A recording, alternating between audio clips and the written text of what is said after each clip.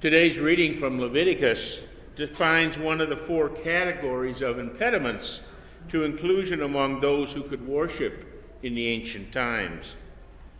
Leprosy, any one of a variety of skin maladies thought to be contagious, rendered one unworthy of worship. Afflicted persons were ostracized both socially and ritually, and it was up to the priest to decide whose disease was threatening enough to warrant exclusion and who could be readmitted to the community. Now, I have never seen lepers standing in rags announcing on the street corners that they were unclean or untouchable. But I know there are people with serious illnesses whose families and friends have refused to visit them, let alone touch them. I have seen people with mental illness struggle to be accepted and respected. There are even examples of parents who have disowned their children because their hair was too long or shaved too close, or because they wore jewelry in the wrong places on their bodies.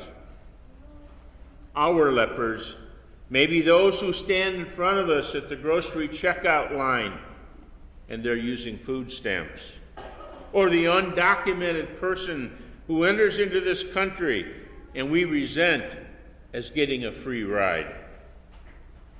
Whoever they are, there are still those among us who know only too well that they are judged unclean or unacceptable. Today's lepers are quite aware that we resist standing near them, that we hope they'll choose another row to sit in, or that we caution our children about speaking to them. They, and we, know well the depths to which humans can stoop to in our desire to distance ourselves from those that we might deem unacceptable.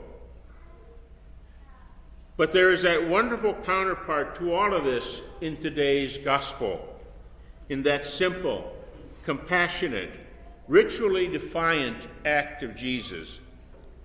Ignoring the laws of ritual purity by which he was bound, he reaches out, touches the healing touch, and speaks the healing word.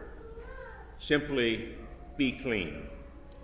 And in so doing, Jesus changes places with that man who has been cut off from society. By daring to touch the untouchable, Jesus becomes the outcast, the one who must hide. We don't know if Jesus considered the risks in reaching out to touch that man. Compassion is not a cool-headed, calculated sort of response. It is the grace of God that inspires us to step across the forbidden line of convention or law or family expectations to do what the heart tells us to do. But we know that the risk will be considerable for saying something as simple as, feel free to sit next to me, or for doing something as simple as touching the hand that others avoid. There is one other facet to this story about those who are unclean. It may be relatively easy to identify who the lepers are for each of us. The question is, can we identify and acknowledge the unclean places within ourselves? Those limitations or sins that discourage or embarrass us. Unless, like the leper in Mark's gospel, we are willing to drop to our knees before Jesus and ask for his healing touch, there is probably not much chance that we will have compassion for the flaws of others.